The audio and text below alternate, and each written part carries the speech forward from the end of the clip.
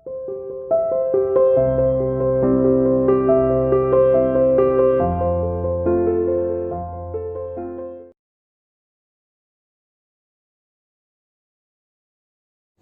to CI International School online classes. Hello students, how are you? Hope you are fine. बेटा हम history का chapter number 3 के questions हम कर रहे थे। चैप्टर था हमारा द दिल्ली सुल्तान, दिल्ली के सुल्तान। दिल्ली के सुल्तानों के बारे में हमने पढ़ा था इस चैप्टर में कि मुख्य रूप से 5 वंश हुए जिन्होंने दिल्ली पर शासन किया। कल के जो हमने क्वेश्चंस किए थे 1 से लेकर 13 तक 1 to 13 क्वेश्चंस कल हमने किए थे, जिसमें हमने जाना कि दिल्ली एक इम्पॉर्टेंट सिटी कब बना। तो दिल्ली इम्पॉर्टेंट सिटी बना था 12वीं शताब्दी में, और स्लेव जो फर्स्ट स्लेव किंग था वो थे कुतुबुद्दीन ऐबक, और उनके बेटे का नाम था इल्तुतमिश। कुतुबुद्दीन ऐबक के बाद जो उनके सक्सेसर थे, जो उनके उत्तराधिकारी थे, वो इल्तुतमिश थे। और इल्तुतमिश के बाद जो सिंहासन पर बैठा, जिसने उस थ्रोन को प्राप्त किया, वो थी रजिया सुल्तान। महिला होने के बावजूद भी वो सिंहासन पर बैठी पहली मुस्लिम शासक महिला थी रजिया सुल्तान, जो कि 1236 ईस्वी में सिंहासन पर बैठी।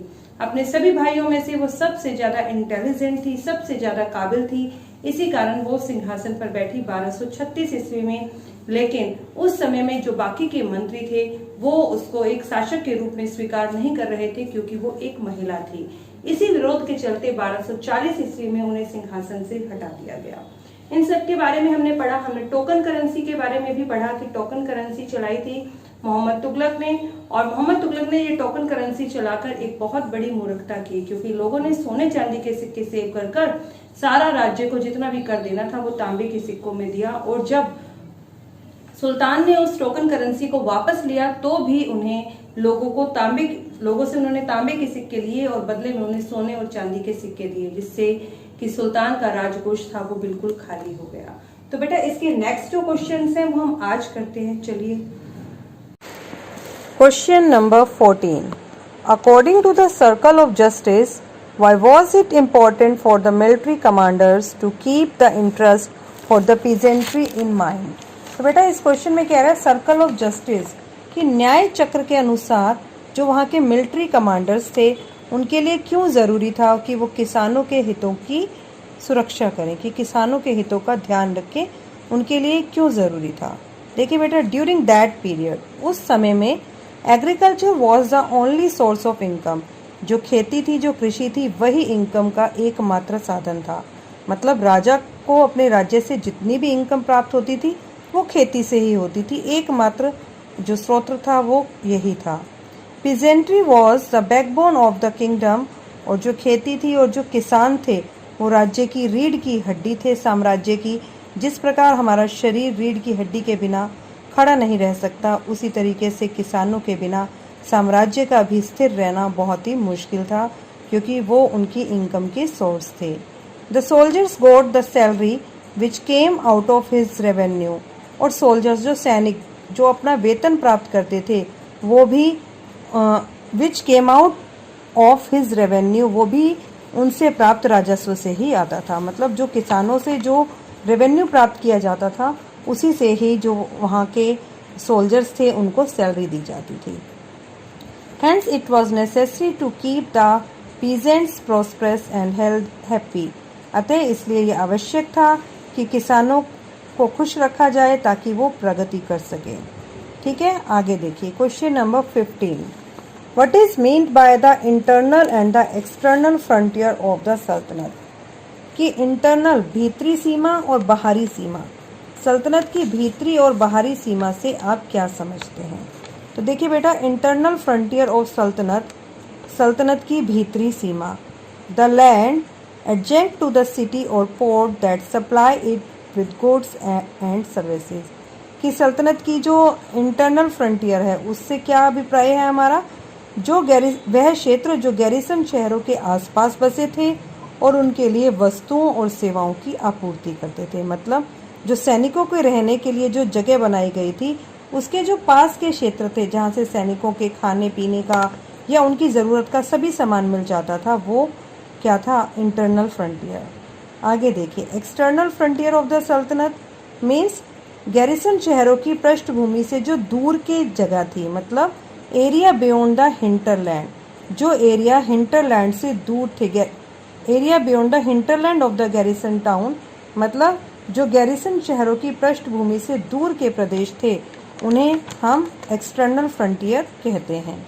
Question number 16, what were the steps taken to ensure that मुक्तिज परफॉर्म देयर ड्यूटीज, कि जो मुक्ति था, जो इक्तादार था, वो अपनी ड्यूटी को सही से करे, सही ढंग से अपनी ड्यूटी करे, इसको सुनिश्चित करने के लिए क्या क्या कदम उठाए गए। देखिए, steps taken to ensure that the muqti perform their duties well, कि निम्नलिखित कदम उठाए गए कि मुक्ति अपनी ड्यूटीज को सही से परफॉर्म करे।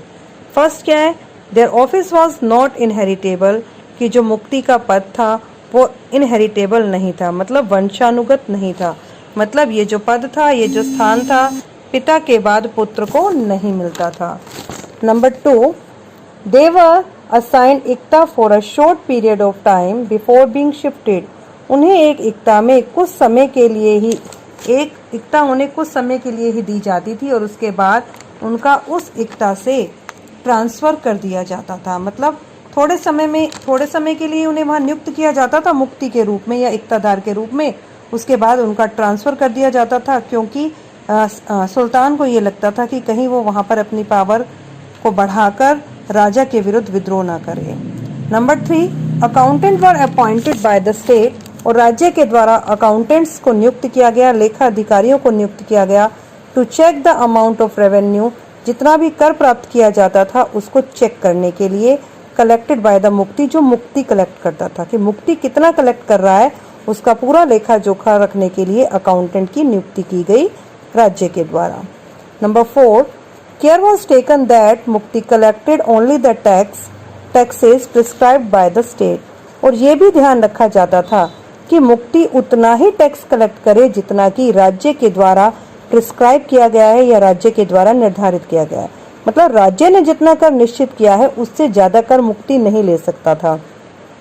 ठीक है, यदि वो ज्यादा कर लेता तो वो दंड का अधिकारी था। Number 5, he kept the required number of soldier, और वो एक निश्चित संख्या में ही सैनिकों को रख सकते थे, क्योंकि सुल्तान को ये डर था कि यदि वो अधिक संख्या में सैनिकों को रखेंगे तो वो सुल्तान के खिलाफ ही विद्रोह कर सकते थे।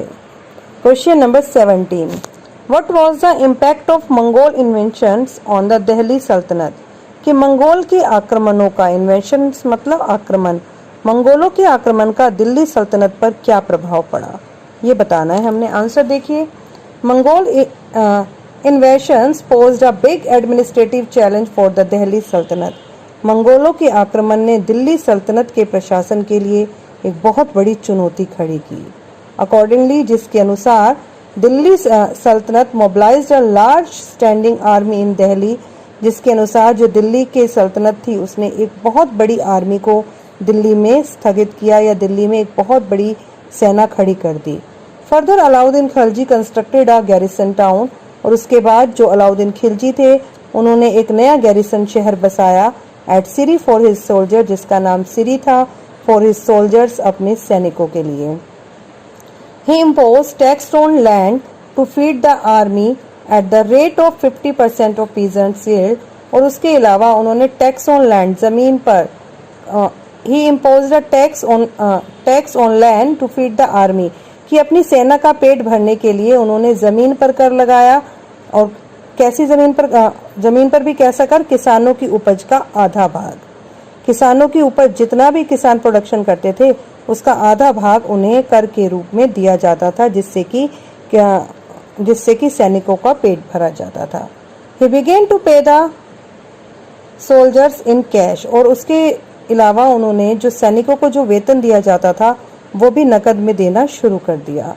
Mohammad Tughlaq shifted people of Delhi to Daulatabad in south, और मोहम्मद तुगलक ने दिल्ली में रहने वाले जो लोग थे उन्हें नई राजधानी जो बनाई थी दौलताबाद, वहां दक्षिण में बनाई गई थी, वहां शिफ्ट कर दिया गया। He also raised a large standing army, और उसके साथ साथ उन्होंने भी एक बहुत बड़ी सेना खड़ी की। Question number 18, do you think the author of Tawarikh would provide information about the lives of the ordinary man and women? अरे क्या आपको लगता है कि तवारीख के जो लेखक थे क्या वो आम जनता के बारे में लिखते थे No, I don't think the author of the Tawarik would provide information about the lives of the ordinary men and women because नहीं, मुझे ये नहीं लगता है कि जो तवारीख के लेखक थे उन्होंने कोई इन्फॉर्मेशन प्रोवाइड कराई हमें आम लोगों के या आम पुरुष और महिलाओं के जीवन के बारे में बिकॉज क्योंकि the author of Tawarikh lived in cities and hardly ever in village, कि जो तवारीख के जो लेखक थे वो शहरों में रहते थे, जैसे कि दिल्ली शहर में, शायद ही वो कभी गांव में गए हों, इसलिए उन्होंने ऑर्डिनरी मैन एंड वुमेन के बारे में नहीं लिखा। They often wrote their histories for sultan in the hope of rich reward, और वो राजा के लिए जितना भी लिखते थे, जितना भी वो राजा के लिए इतिहास लिखते थे, हिस्ट्रीज लिखते थे, वो राजा से अधिक रिवार्ड या अधिक से अधिक इनाम पाने की आशा में लिखा करते थे। Question number 9, Razia Sultan was unique in the history of Delhi सल्तनत, do you think women leader are accepted more readily today, कि रजिया सुल्तान अपने इतिहास, दिल्ली के इतिहास में एक अनोखी शासक थी। Do you think women leaders are accepted more readily today, क्या आपको लगता है आज महिला शासकों को आसानी से स्वीकार किया जाता है? तो बेटा Razia Sultan was unique in the history of Delhi सल्तनत because she was the first women to became the ruler of सल्तनत, कि दिल्ली जो रजिया सुल्तान थी वो अपने समय की एक अनोखी शासक थी क्योंकि वो एक पहली ऐसी महिला थी जिसने सल्तनत पर शासन किया। She was more able and qualified than all her brothers, वो अपने सभी भाइयों से अधिक योग्य और क्वालिफाइड थी। Yes I think women leaders are accepted more readily today, हाँ मुझे ये लगता है, हाँ मैं ये सोचती हूँ कि आज हम महिला नेताओं को आसानी से स्वीकार कर लेते हैं। क्यों? बिकॉज ऑफ डेमोक्रेसी, लोकतंत्र के कारण। According to democracy every citizen is equal, क्योंकि डेमोक्रेसी के अनुसार हर एक नागरिक समान है। डेमोक्रेसी हमें ये बताती है कि कोई व्यक्ति चाहे रिच है या फिर वो पुअर है, चाहे वो किसी भी रिलीजन से संबंधित हो, चाहे उसका कलर कोई भी हो, कोई भी उसका बर्थ प्लेस हो, हम उसके साथ किसी भी बेसिस पर डिफरेंस नहीं कर सकते हैं। ठीक है, हम उसके साथ डिस्क्रिमिनेशन भी नहीं कर सकते हैं। इस कारण आज हम महिला नेताओं को आसानी से स्वीकार लेते हैं। Question number 20, why were the Delhi Sultan interested in cutting down the forest? Does deforestation occur for the same reason today? कि दिल्ली के सुल्तान जंगलों को क्यों कटवाना चाहते थे? क्या आज भी हम जंगलों को सेम रीजन के कारण ही काट रहे हैं? ये हमने बताना है। Delhi sultans were interested in cutting down the forest to expand their kingdom, कि जो दिल्ली के सुल्तान थे वो अपने राज्य के विस्तार के लिए जंगलों को कटवाना चाहते थे, राज्य का विस्तार चाहते थे, कृषि के लिए भूमि चाहते थे, इसलिए जंगलों को कटवाते थे। और एक तो कृषि के लिए भूमि मिल गई, दूसरा जो विरोधी थे, जो आक्रमणकारी थे, जंगलों में छिप जाते थे, इसीलिए वो एरिया को साफ कर देते थे ताकि अपने राज्य का सही तरीके से विस्तार कर सके। No, deforestation does not occur for the same reason today, लेकिन आज हम जंगलों को सेम कारण से नहीं काट रहे हैं। टुडे इट ओकर for the additional land for habitation, आज हम आवास के लिए अधिक भूमि प्राप्त करने के लिए, रोड सड़कें बनाने के लिए, and industries construction for the urbanisation, और नगरीकरण के लिए, शहरों के लिए हम अधिक से अधिक इंडस्ट्रीज बनाने के लिए हम जंगलों को साफ कर रहे हैं। तो हमारे रीजंस और उनके रीजंस डिफर है, अलग अलग रीजन से हमने जंगलों को काटा है, और उस समय में जो सुल्तान थे अलग रीजन से कट करते थे। तो बेटा आज हमारा ये चैप्टर यहाँ कंप्लीट हो गया। टोटल 20 क्वेश्चंस हैं। आप इन क्वेश्चंस को अच्छे से लिखिए और लर्न कीजिए, और इसके साथ बेटा स्पेलिंग्स को 2 बार चेक किया करो क्या आपने ठीक से लिखी हैं या नहीं, और हैंडराइटिंग भी बहुत ही साफ होनी चाहिए। ओके।